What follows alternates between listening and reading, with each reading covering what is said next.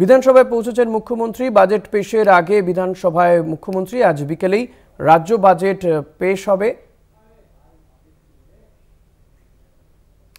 2026-এর budget বিধানসভা নির্বাচন, তার আগে এই সরকারের পূর্ণাঙ্গ বাজেট পেশ করবেন রাজ্যের অর্থ প্রতিমন্ত্রী চন্দ্রিমা ভট্টাচার্য এবং সেই বাজেট উপস্থিত থাকবেন, বাজেট পেশের সময় উপস্থিত থাকবেন মুখ্যমন্ত্রী মমতা বন্দ্যোপাধ্যায় এবং তিনি ইতিমধ্যেই বিধানসভায় পৌঁছে গিয়েছেন।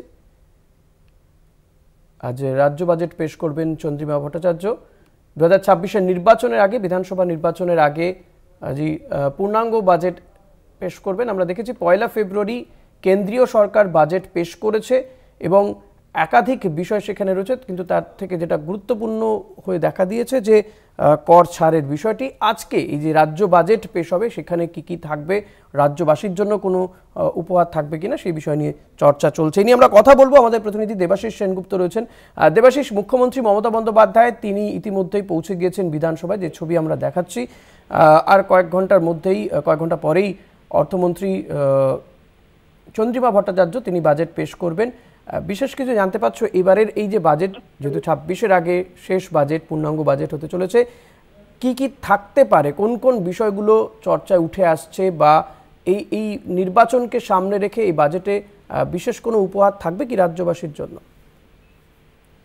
দেখো, এই বাজেটের ক্ষেত্রে একটা জিনিস পরিষ্কার বলা যায়, তৃতীয়বার ক্ষমতায় আসার পর মুখ্যমন্ত্রী মমতা বন্দ্যোপাধ্যায়ের দৃষ্টিভঙ্গি ছিল বা রাজ্য সরকারের যে দৃষ্টিভঙ্গি ছিল, এক হচ্ছে শিল্প তৈরি স্থাপন করা এবং কর্মসংস্থান করা, এবং সেই কর্মসংস্থানের লক্ষ্যে তাদের, এবং আর যে স্লোগান ছিল এগিয়ে বাংলা। ইতিমধ্যেই রাজ্য বেশ কয়েকটি ক্ষেত্রে কিন্তু দেশের অন্যান্য রাজ্যের তুলনায় অনেকটাই এগিয়ে আছে। কৃষিক্ষেত্রে এগিয়ে রয়েছে, 100 দিনের কাজের ক্ষেত্রে এগিয়ে রয়েছে, বেশ কিছু ফসলের ক্ষেত্রে, উৎপাদনের ক্ষেত্রে রাজ্য সরকার এগিয়ে রয়েছে। অর্থাৎ মুখ্যমন্ত্রী মমতা বন্দ্যোপাধ্যায় যে স্লোগান দিয়েছিলেন এই সরকারের তৃতীয়বার ক্ষমতায় আসার পরে, এগিয়ে বাংলা, সেই এগিয়ে বাংলাকে বাস্তবায়ন করার লক্ষ্যে কিন্তু এগিয়ে যাচ্ছে মমতা বন্দ্যোপাধ্যায়ের নেতৃত্বে সরকার। 2026-এর নির্বাচন, আর সেই নির্বাচনের আগে এটাই এই সরকারের, মামাটি মানুষের সরকারের পূর্ণাঙ্গ বাজেট। 2026-এও বাজেট হবে, কিন্তু সেক্ষেত্রে ভোট অফ অ্যাকাউন্টস হবে, এবং সেক্ষেত্রে দাঁড়িয়ে বাংলার মানুষের কিন্তু মমতা বন্দ্যোপাধ্যায় বা এই সরকারের প্রতি ক্রমাগত তাদের ভরসা কিন্তু বাড়ছে, এবং তাদের যে আশা প্রত্যাশা রীতিমতো কিন্তু বাড়ছে দিনের পর দিন।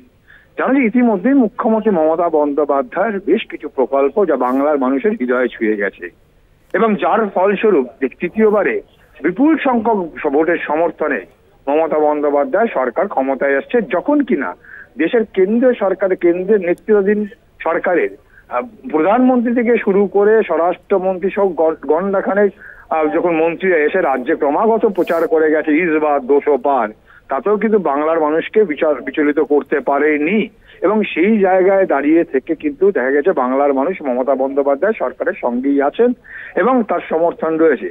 আর এই যত সমর্থন বাংলার মানুষের বেড়েছে এই সরকারের প্রতি, যেটা জানতে চাইছিলাম সূত্র মারফত কিছু কি জানতে পারছো আজকে বাজেটে তেমন কিছু থাকবে কি রাজ্যবাসীর জন্য? এই 26-কে মাথায় রেখে, নির্বাচনকে মাথায় রেখে রাজ্যবাসীর জন্য তেমন কিছু ঘোষণা কি থাকবে? লক্ষ্মী ভাণ্ডারে অনেকে বলছিলেন যে লক্ষ্মী ভাণ্ডারের টাকা পরিমাণ হয়তো বাড়তে পারে, অঙ্ক বাড়তে পারে, বা আরো কিছু নতুন কোনো প্রকল্প কি আসতে পারে?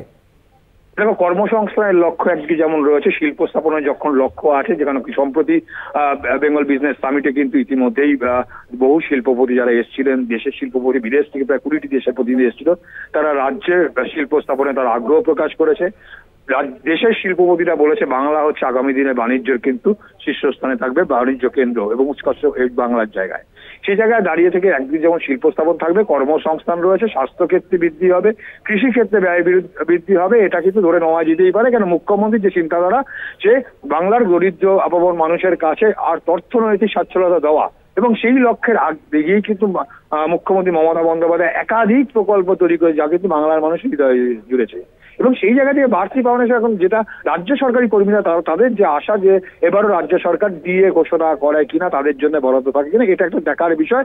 এছাড়াও সামনে নির্বাচনে, সেই নির্বাচনকে সামনে রেখে যখন অভিযোগ হচ্ছে কেন্দ্রীয় সরকার যেমন 12 লক্ষ টাকা পর্যন্ত কর ছাড় দিয়েছে, যদি আয়ের উৎস তারা দেখাতে পারেনি যে আয় কি করে হবে, 12 লক্ষ টাকা কর ছাড় দিয়েছে, সেই রকম রাস্তায় না গিয়ে কিন্তু সাধারণ মধ্যবিত্ত গরিব মানুষের ক্ষেত্রে নতুন কোন প্রকল্প আসছে কিনা সেদিকে তাকিয়ে রয়েছে অন্তত পশ্চিমবঙ্গের মানুষ। তাদের নজর থাকবে আজকে বাজেটের সেদিকে যে ঠিকই দেশ দিশা দেখায় রাজ্যের অর্থমন্ত্রী। আর ঠিক 4টের সময় বাজেট শুরু হওয়ার আগে 3:45-এ কিন্তু ক্যাবিনেট মন্ত্রীগোষ্ঠীর বৈঠক, এবং সেই বৈঠকের থেকে বাজেট অনুমোদন করিয়েই কিন্তু 4টের সময় বাজেট পেশ করবে রাজ্যের অর্থমন্ত্রী চন্দ্রিমা ভট্টাচার্য। ঋষিকেশ। ধন্যবাদ দেবাশিস। কথা বলছিলাম প্রতিনিধি দেবাশিস সেনগুপ্তর সঙ্গে।